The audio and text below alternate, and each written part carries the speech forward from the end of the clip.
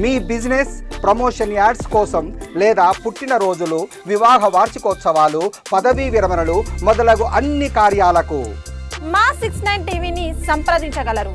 Hyderabad Gokul theatre నుంచి తెలంగాణ భవన్ వరకు మాజీ మంత్రి హరీష్ రావు వెంట కుక్కట్పల్లి ఎమ్మెల్యే కృష్ణారావు ఆటోలో ప్రయాణించారు.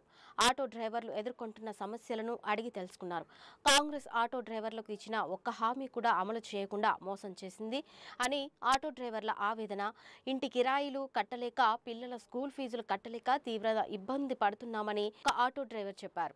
ఆటో కిస్తీలు కట్టలేక అప్పుల బాధతో ఆర్థికంగా ఇబ్బందులో ఉన్నామని ఆటో డ్రైవర్ ఆవేదన వ్యక్తం చేశారు.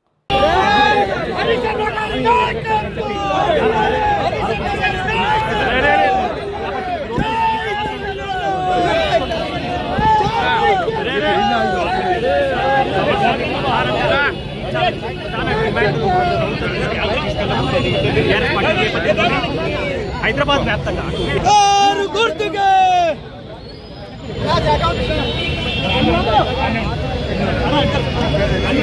గత 2 సంవత్సరాల్లో 160 ఆత్మహత్య చేసుకున్నారు.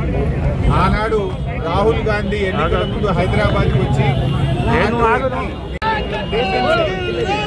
డబ్బలేసుకొని ఆటో కార్మికులను నడి రోడ్డు మీద వదిలేసిపోయింది కాంగ్రెస్ ప్రభుత్వం.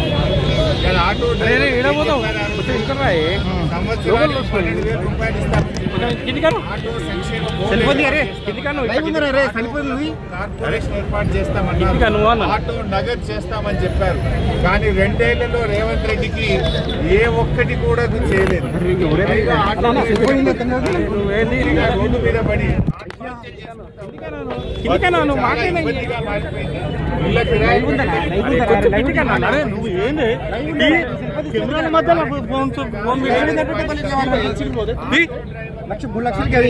బాకీ పడ్డ 24